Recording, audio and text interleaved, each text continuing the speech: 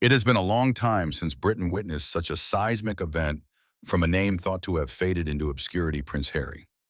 But this time, it's not Meghan who leads the narrative.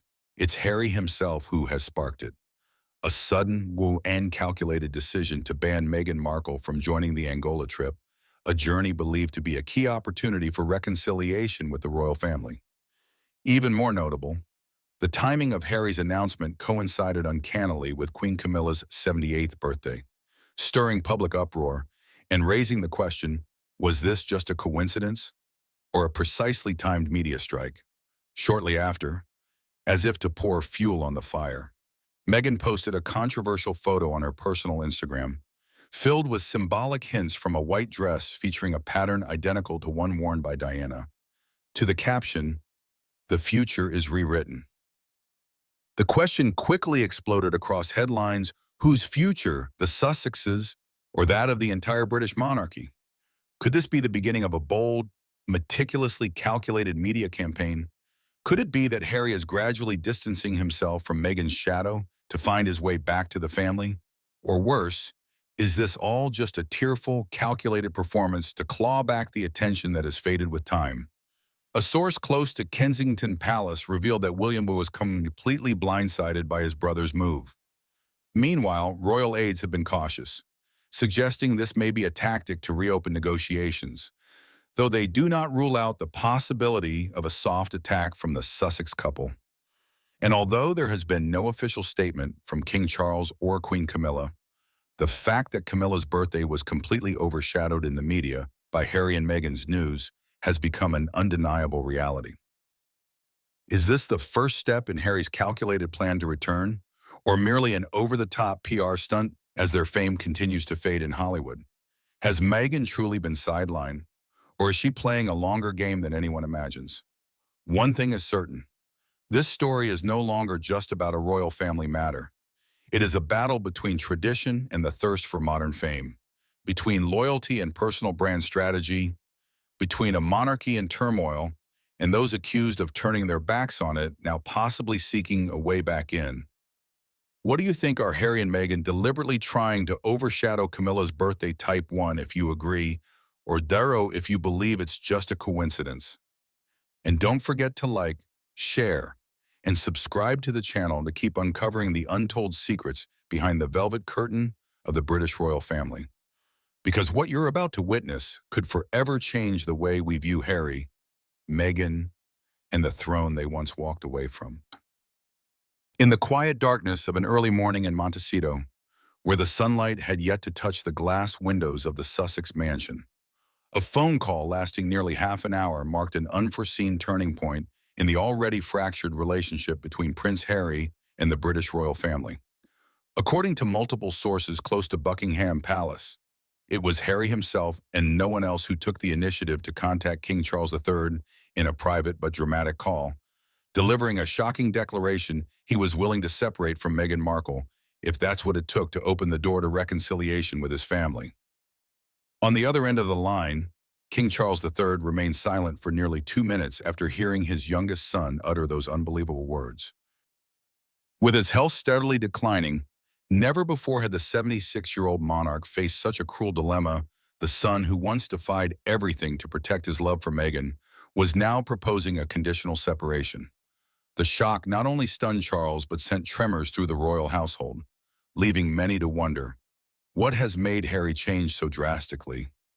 The answer, according to sources close to Harry, originates from a seemingly harmless humanitarian project, the trip to Angola with the Halo Trust, the very place where Princess Diana once left her mark. It was here that Harry wanted to rebuild his image, to escape the shadow of a bitter prince living in isolation and resentment. He wanted to prove that he was still the man who inherited his mother's humanitarian ideals, still strong enough to become a positive symbol. But to do that, Meghan had to step aside. The decision to ban Meghan from the Angola trip was not merely a matter of safety, as Harry publicly claimed.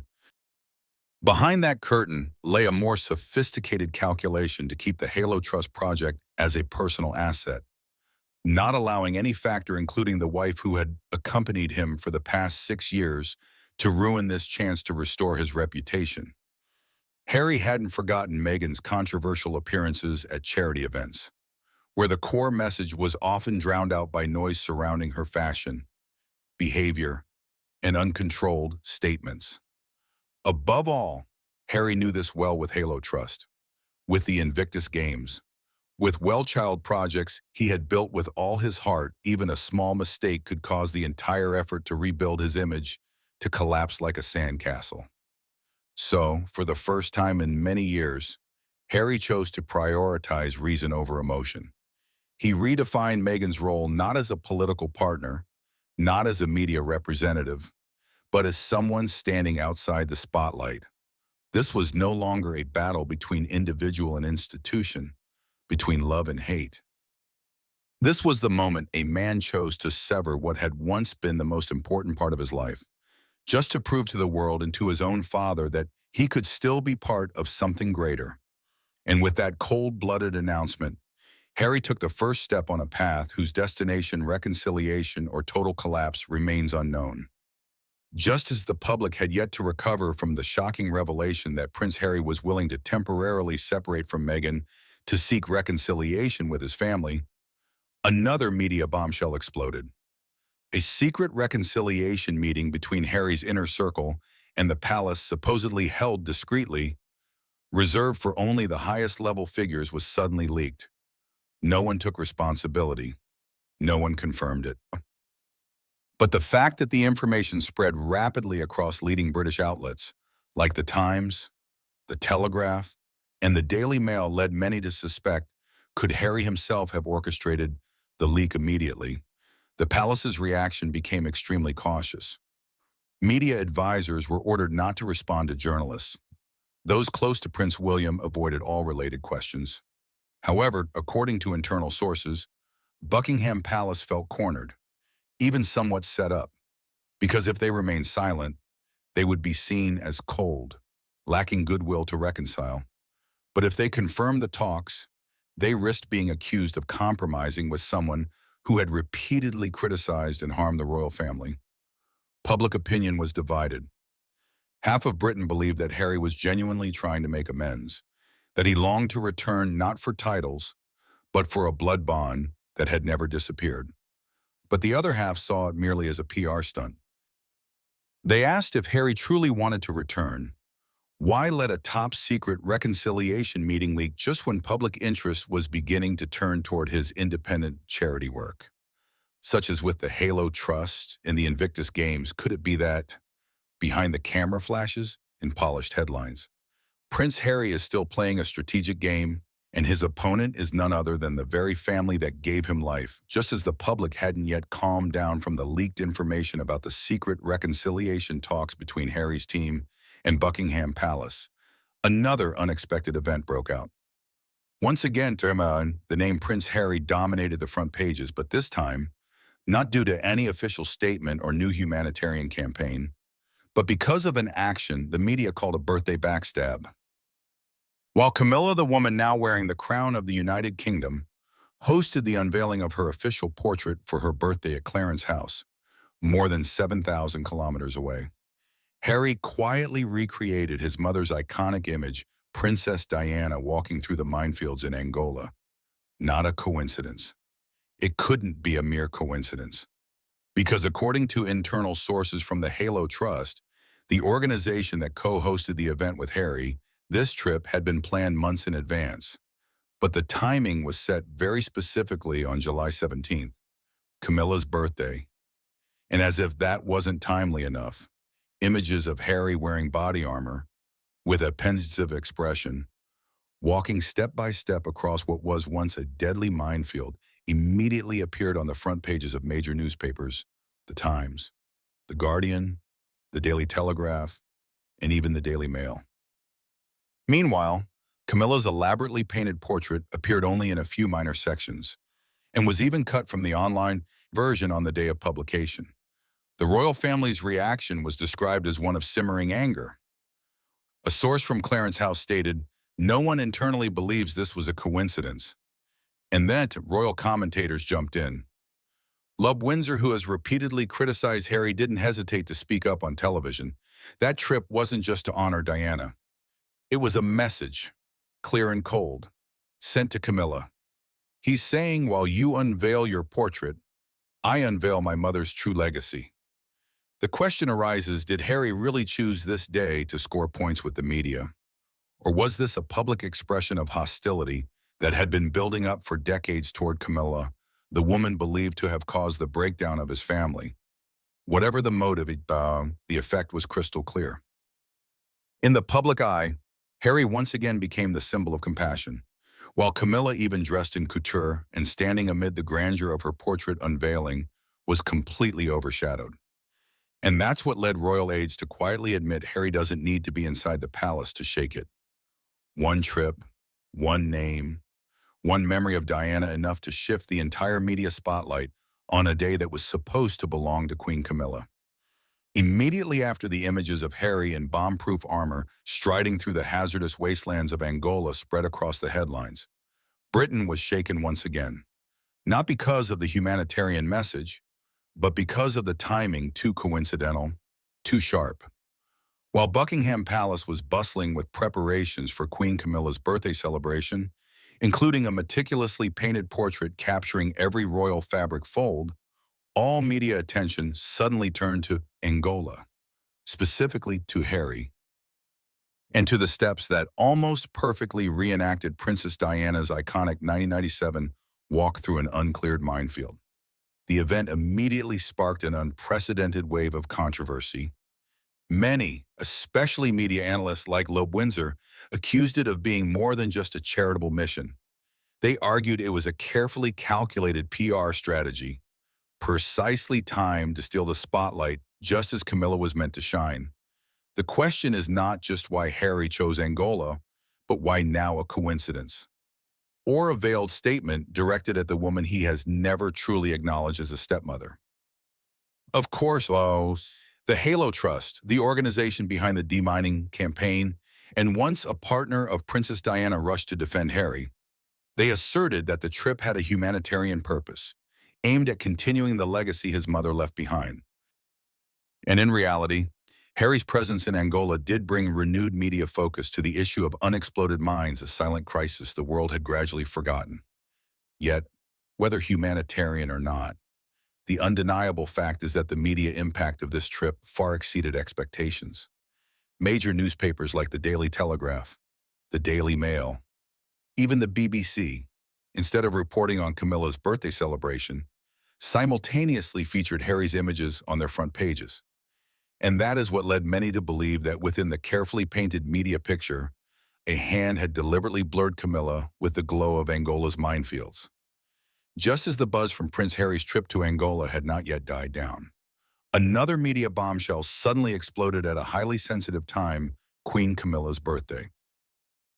While the royal family was trying to maintain an image of unity after a series of storms, Meghan Markle unexpectedly posted a birthday message on Instagram for the ladies, along with a photo of the A's Ever wine collection right at midnight in the United Kingdom, which was 4 p.m. Pacific time. The timing couldn't be more accidental, and immediately the public began to ask, did Meghan truly intend to send birthday wishes? Or was this just a cleverly disguised marketing stunt under the guise of courtesy? That coincidence did not pass silently. Media experts, from familiar names like Princess Markle to the sharp-tongued commentator Taz, did not hesitate to criticize Meghan as cheap, inauthentic, and calculating. They accused her of deliberately exploiting sensitive royal occasions to polish her personal brand. It wasn't just a simple post, it cleverly integrated the image of As Ever, the wine collection recently launched by Meghan and now eagerly covered by Outspoken media, choosing Camilla's birthday to emphasize the image of an independent, elegant lady, free to choose her own flavor, led many to believe this was a calculated manipulation, not a coincidence. And more notably, this wasn't the first time Meghan had done this. Last year, she posted about women's empowerment projects right on Princess Catherine's birthday. More recently, she shared a series of high-fashion images on Prince Louis's birthday, like a song played on repeat. Meghan's behavioral pattern began to show clearly, targeting royal milestones to bring herself back into the spotlight. And this time, the target was Camilla, a powerful woman who has long struggled for public acceptance in the UK.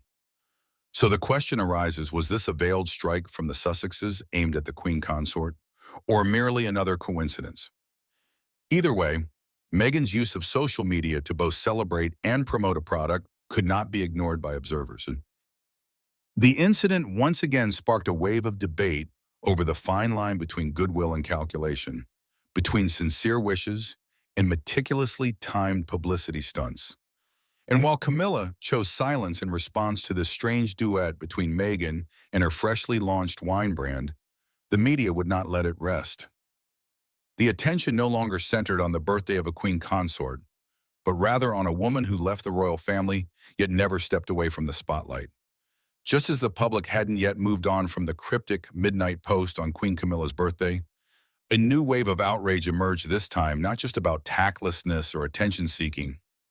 Meghan Markle, with the caption, "Happy birthday to the ladies who lead with grace," was directly accused of violating the No Royal Commercialization Agreement, an unspoken understanding between the Sussexes and the British royal family following their official withdrawal. But what made the post explosive wasn't just the timing or the flowery words, it was the detail that followed a direct link to the purchase page for the As Ever wine brand, the latest product under Meghan's name and that of her close friend. At a time considered sensitive, when the Sussexes were supposedly working to build an image of being ready to reconcile with the royal family, this move was viewed by the media as a slap in the face to their own narrative. Royal experts unanimously asked if reconciliation is genuine.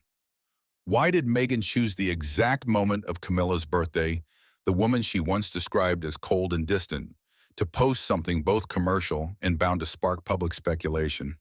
Veteran commentator Princess Carparkle, known for her candid analysis of royal media, even called this move inauthentic at the highest level. While analyst Taz declared this is not a birthday wish, this is a covert PR campaign, calculated down to the minute. Both emphasized that the post went live at 4 p.m. Pacific time, precisely midnight in London, the prime window for social media engagement on both sides of the Atlantic. A choice that was anything but accidental. When viewed alongside previous events, Meghan's behavioral pattern becomes even clearer. She launched the controversial Archetypes podcast on Princess Catherine's birthday. She appeared on a magazine cover in Prince Louis's birthday. Now, it's Camilla's turn to become the backdrop for a new product launch. All these data points raise one big question. Was Meghan truly innocent, or is she continuing to leverage every royal occasion to amplify her personal brand? More importantly, this latest action is no longer just a media stunt. It touches the fragile boundary between commerce and royal honor, the very thing Harry and Meghan once swore not to exploit after stepping away from Buckingham Palace.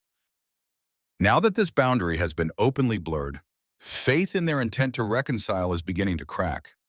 Observers are asking, can the British royal family continue to welcome people who are willing to turn every solemn moment into a sales opportunity? In other words, Meghan Markle, once again, chose the right moment for the wrong move. And this time, the price to pay may not just be a wave of criticism, but the complete collapse of any remaining hope for a reconciled future between two worlds, the British royal family and the Sussexes. And that was precisely the explosive moment that sent shockwaves through Buckingham Palace. A seemingly harmless post appearing on Queen Camilla's birthday ignited a firestorm of anger never before seen within the British monarchy. No one expected that just hours after the royal family held a discreet celebration for Camilla's 77th birthday.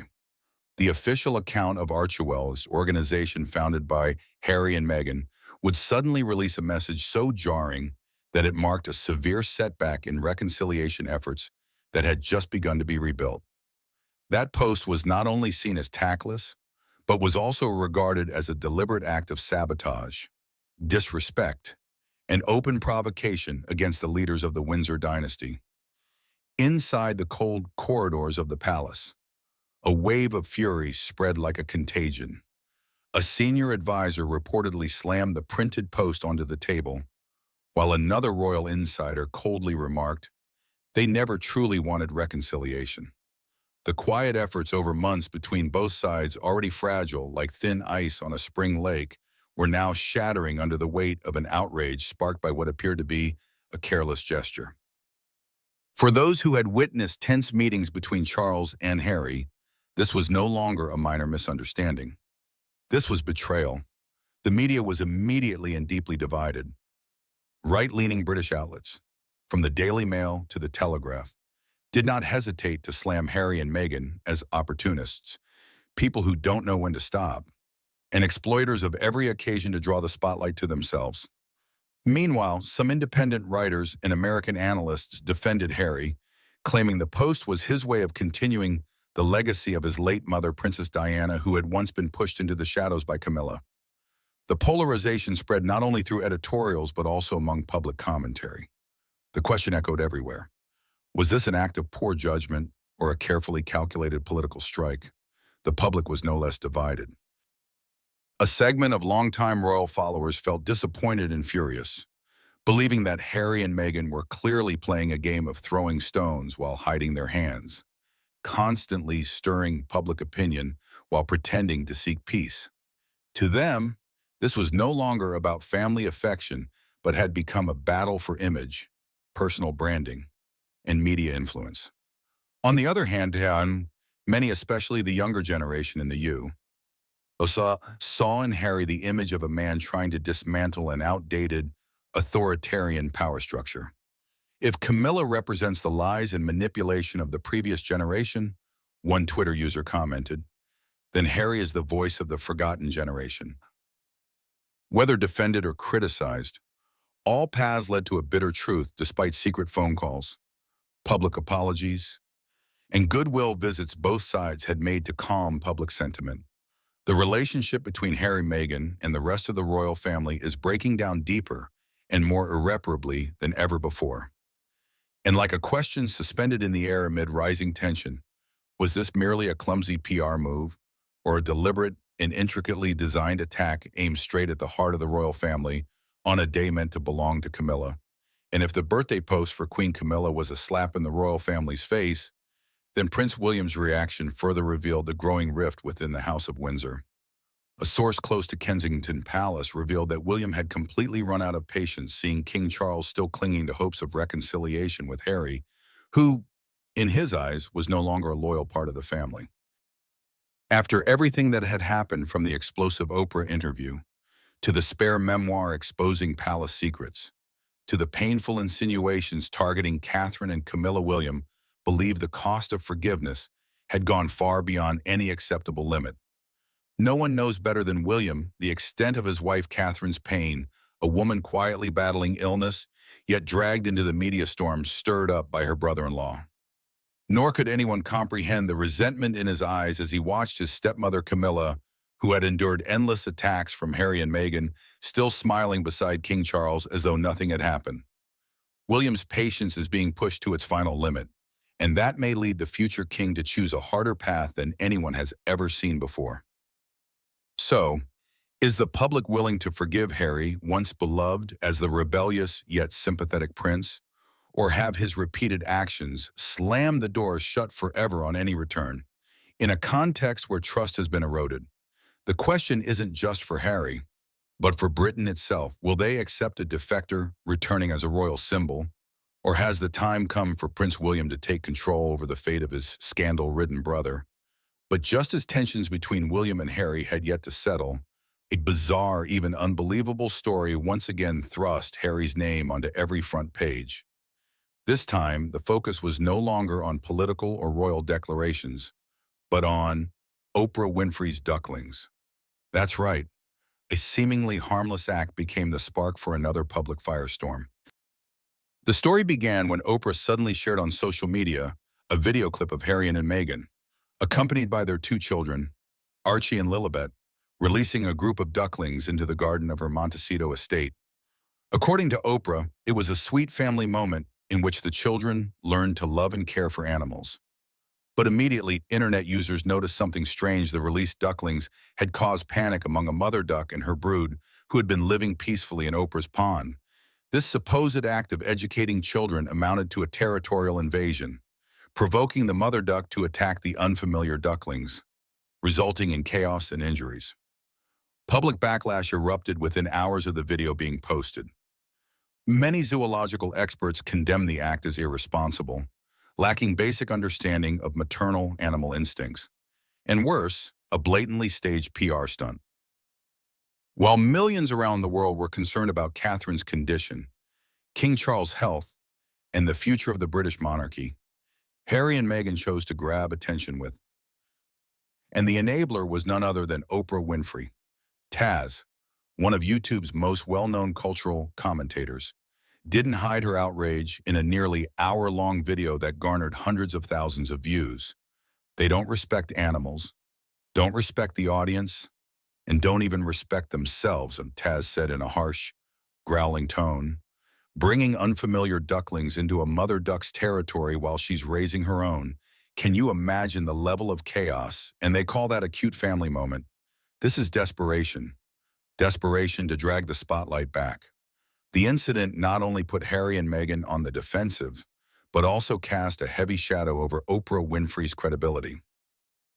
Many recalled that after the bombshell interview in 2021, it was Oprah herself who chose to distance from the controversial royal couple, having sensed the harsh backlash from American media and TV audiences. But now, as her reputation fades amid a younger, more influential crowd, Oprah suddenly brings Harry and Meghan back to center stage through a ludicrous stunt involving ducks. The question arises, is Oprah playing her own game of chess? Is this a collision of fading celebrity and relentless fame-seeking, where all three, Harry, Meghan, and Oprah, are willing to turn innocent animals into tools for public attention? And if so, then the ones truly harmed are not just the ducks, but the public insulted by a performance so fake, so cheap, and so shameless it defies belief. But the media storm didn't stop at Oprah.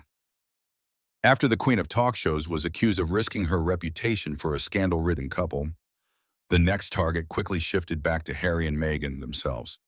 The duckling story inadvertently became a perfect metaphor for the couple's current state, seemingly sweet, innocent, and endearing, yet scrutinized and exposed as calculated attempts to stay in the public eye. Once again, Harry and Meghan were branded as fake, from leaving the royal family in search of privacy to bombshell interviews and loud documentaries. The couple repeatedly drew questions about their sincerity. And now, over just a few seconds of duck footage, they once again triggered a wave of criticism over their unnecessary performance. The media didn't miss a beat. British tabloids like The Sun and Daily Mail ran with headlines such as "From Palace to Pin, the Sad Journey of Harry and Meghan," or "When You Run Out of Content." Film ducklings, a PR lesson from the Sussexes. A slew of opinion pieces, parody videos, and cultural commentary segments followed. Phrases like desperate for attention, lack of self-awareness, and using animals for sympathy became dominant topics across social platforms. Many posed harsh questions. How much lower can Harry and Meghan sink in their race for media relevance? Or another, equally bitter, is there anything they can do without turning it into a spotlight-soaked drama? In that context, the duck story, seemingly harmless, became the final straw, laying bare the deep and irreversible decline in the Sussexes' public credibility. The image of a couple once expected to bring a breath of fresh air to the royal family has now been distorted into two individuals, known for being hypocritical and desperately attention-seeking at any cost. The public is beginning to question whether their appearance alongside Oprah, along with the video showing them caring for ducklings, was truly a natural act or just a part of a carefully calculated and sophisticated PR script. Small details, such as the camera being positioned at the on-brand angle, Meghan appearing gentle under the golden sunlight, Harry bending down with a kind smile, all seemed meticulously staged to create an inspirational moment. But it's that very perfection that makes people question its authenticity. The public is no longer easily fooled by glamorous images. They want the truth, not well-edited performances of emotion. And so, amidst mocking laughter and a rising wave of skepticism, One question continues to haunt the media in public. Was the duck story merely a random moment blown out of proportion? Or is it undeniable proof that Harry and indeed Meghan have sunk too deep into the swamp of artificiality, where every action, whether intentional or not, is viewed through a lens of doubt and disappointment? The media storm known as the duck incident didn't just shake the image of Harry and Meghan, but also caused deeper, more troubling consequences for the British royal family itself. While the public has yet to move on from private scandals, they're now beginning to question the character, dignity, and decisiveness of King Charles III. His continued communication even said to be quietly pushing for reconciliation with his youngest son, despite Harry's repeated attacks on the family, from Camilla to Catherine, has led many to ask, is Charles simply too weak, or is he placing paternal affection above the interests, honor, and internal unity of the monarchy amid public outrage? That question is no longer just a moral test. It has become an indictment aimed at a monarch increasingly weakened by illness. Charles may have once hoped that fatherly love would soften Harry, that time and empathy could heal the rift. But the more he waits and forgives, the more ridicule he receives. With every concession, Harry and Meghan return to the public eye with yet another controversial statement. From podcasts to Netflix to memoirs to vague appearances like the duck encounter, people are beginning to wonder, are all of Charles's efforts being cruelly exploited? Meanwhile, Harry's future is growing more uncertain than ever. He is no longer the brave soldier once praised for his time in Afghanistan, no longer the adventurous prince adored for his rebellious spirit and warm heart. Instead, Harry is now associated with ridiculous PR stunts, endless complaints, and dependence on the royal fame he once claimed to renounce. The duck incident, seemingly harmless, has become the final straw in the eyes of many, a perfect metaphor for someone trying to create news at all costs, even if it involves a mindless animal. Harry now stands at a crucial crossroads. He can either continue earning a living through controversial media contracts or truly step back, reflect, and find a way to reconnect with his family. But recent actions suggest he has no intention of choosing the latter. And if that's the case, is there anyone in the royal family still patient enough to wait for sincere remorse? The media cannot wash its hands of responsibility this time either. They are the ones who poured fuel onto the fire, amplifying a seemingly trivial story into a tremor that shook the monarchy's image. Yet, it's that same obsession with scandal that has caused the world to forget the truly important issues. Harry once led campaigns for landmine awareness in Angola, a legacy of his mother, Princess Diana. But those messages are no longer mentioned. Instead, the press now only talks about a man chasing ducks on a farm, as if that defines his character. The ripple effect has spread throughout the family. William's silence is now seen as cold indifference. The tears once shed by Catherine, when Harry and Meghan publicly exposed her to the world, are now viewed as part of a media game. And Camilla, once the harshest target in the memoir Spare, must continue enduring the suffocating reality of seeing her husband still clinging to a son who has repeatedly insulted her. As a result, the royal family's future has never looked more uncertain. If Charles continues to tolerate, is he fueling internal discontent? Does William still feel protected and supported by his father? And can a recovering Catherine still believe in a royal household where all wounds are forgiven simply because of blood ties? Amid this chaos, the final question rings out like an alarm bell. Should Charles continue peace talks with Harry? Or is it time to draw a clear line? Perhaps even the most sacred father-son bond has its limits, especially when it threatens the survival of a monarchy built on trust, dignity, and tradition. Because if not, the British royal family would have no need for any enemies from the outside. If a collapse is to come, it will stem from the cracks within the very hands Charles is holding far too loosely.